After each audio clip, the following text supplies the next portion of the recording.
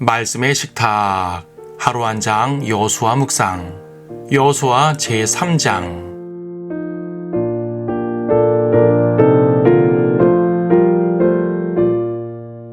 3장 13절을 보겠습니다. 온 땅의 주이신 주의 궤를 맨 제사장들의 발바닥이 요단 물속에 내려서면 곧 요단물은 위에서 내려오는 물부터 끊어지고 그 물은 물무더기를 이루어 서리라. 이스라엘은 물을 통과한 백성입니다. 광야 생활에 시작되는 홍해를 건넜고 끝날 때는 요단강을 건넜습니다. 본문은 요단강을 건너는 장면입니다. 언뜻 보면 이 장면이 홍해 장면보다 다소 규모도 적고 약한 것처럼 생각되는데 전혀 그렇지 않습니다. 지금 이스라엘 관광을 간 사람들은 요단강 폭이 매우 좁은 걸 보게 되는데요. 성경시대 요단강은 전혀 그렇지 않았습니다.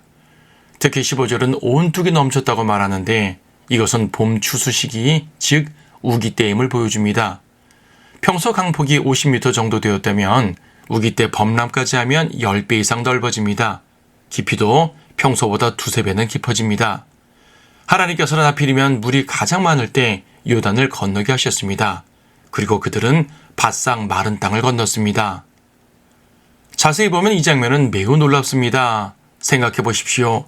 이스라엘이 그 큰 물 앞에 이르렀을 때 어떤 마음이었을까요? 흡사 홍해 앞에 이르렀을 때와 같지 않았을까요? 그들은 요단 앞에서 3일을 머물렀습니다.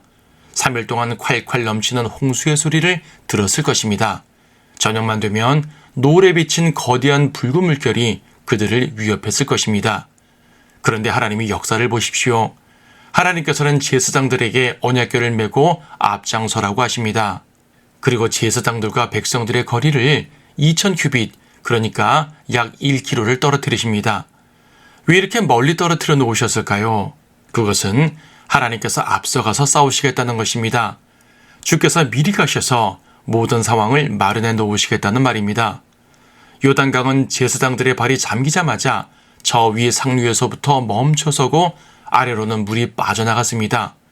하나님의 보이지 않는 손으로 댐을 만들어 주신 것입니다. 하나님께서 이스라엘을 1km 정도 떨어뜨리신 이유가 거기에 있었습니다. 물이 빠져나갈 시간을 벌어주신 것입니다. 그래서 백성들이 물 앞에 이르렀을 때 그들은 어떠한 두려움과 공포도 느끼지 않고 아주 자연스럽게 마른 땅을 건널 수 있었습니다. 제사장들이 물을 밟았다는 것이 중요한 것이 아닙니다. 언약궤가 백성을 앞서갔다는 것이 중요합니다. 민수기 10장에서도 언약궤가 3일 길을 앞서가서 이스라엘의 쉴 곳을 살폈다고 했습니다. 언약궤에는 십계명, 즉 하나님의 말씀이 들어있었고 그 자체로 하나님의 임재를 상징합니다. 그러니까 하나님께서 앞장서신 것입니다. 그들의 모든 광야 생활에서도 그랬고 그들의 약속의 땅 진군에서도 그랬고 그들의 모든 싸움에 있어서도 그랬고 마찬가지로 우리의 모든 행보에서도 하나님께서 늘 앞장서 주십니다. 우리가 지금 자연스럽게 행하고 있는 모든 일은 사실 그냥 자연스러운 것이 아닙니다. 하나님께서 앞서가서 싸워주셨으니까 편리한 행보를 걷는 것입니다. 혹 어려움이 닥쳐도 하나님께서 인도해 주시겠다고 약속을 하셨습니다. 아무리 요단물이 멈췄다고는 하나 예민한 사람들은 상류에 멈춰서 있는 물무더기가 점점 차오르는 것을 보고 겁을 먹었을 것입니다. 하지만 하나님의 손으로 만드신 댐은 절대 안전합니다. 우리는 절대 안전한 그분의 손에 있는 것입니다. 주님은 우리를 보호하시며 동시에 우리를 위해 싸워주십니다. 그러므로 두려워할 필요가 없습니다. 우리는 주님을 신뢰하면서 전진하기만 하면 됩니다.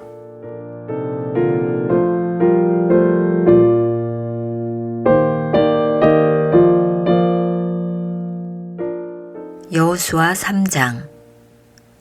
여호수아가 아침 일찍 일어나서 그와 모든 이스라엘 자손이 시팀에서 이동하여 요단에 이르러서 건너기 전에 거기서 묵으니라. 3일 후에 간원들이 진중을 두루다니며 백성에게 명령하여 말하기를 너희가 주 너희 하나님의 언약궤와 레위인 제사장들이 그것을 매는 것을 보거든 그때 너희는 너희 자리에서 이동하여 그것을 따라가라. 너희와 언약궤 사이에 약 2000규빗을 재어 간격을 두고 그것에 가까이 오지 말라.